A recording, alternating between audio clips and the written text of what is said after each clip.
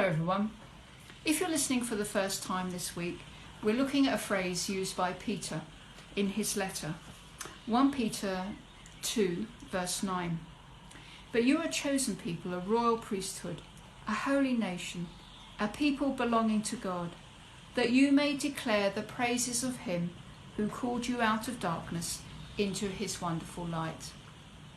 There is so much that could be said about the background of this verse, but so I don't bore you and cause you to fall asleep in your coffee, or worse, click off, I just want to mention that Peter was probably thinking about Exodus chapter 19 verse 6, where God speaks to the Israelites at Sinai, saying that they're a holy nation.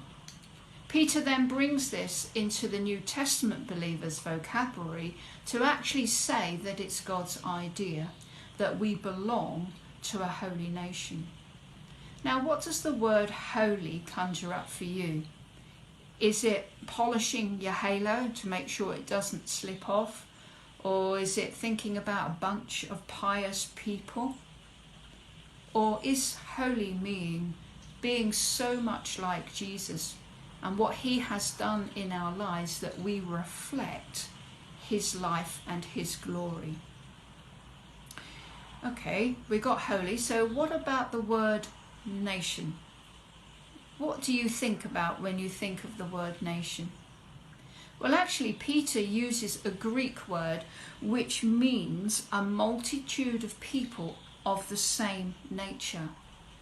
It's not a political nation. Peter is saying that people who love Jesus, of whatever culture or country they come from, belong to a kingdom where Jesus is the leader, the King of Kings.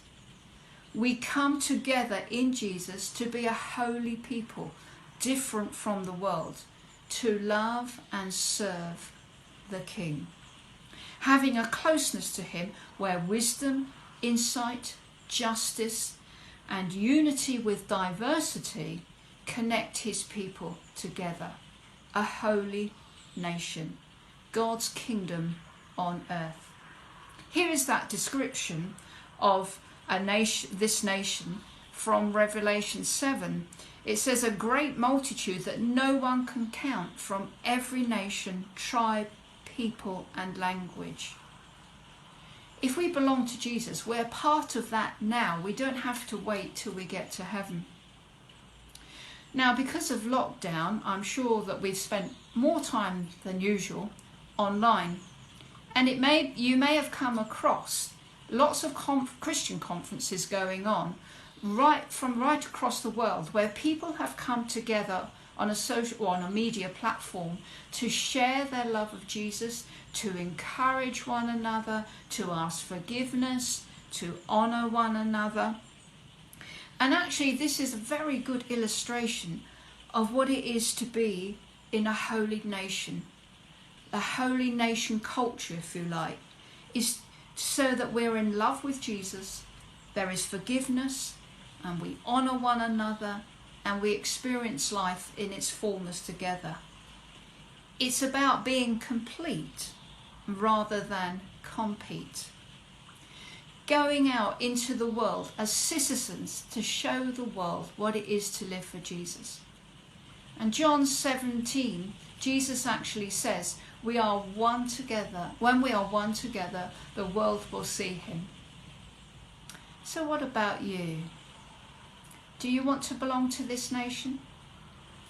It's so easy to become a citizen. No credentials required. It's just about giving your life to Jesus. Or maybe you want to explore a little bit further. Then why not join an Alpha course? You can join one at the Lighthouse.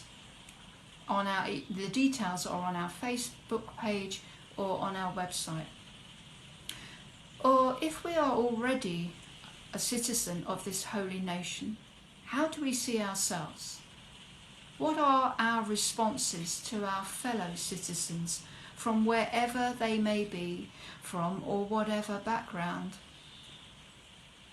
We belong to a holy nation. How do we demonstrate that?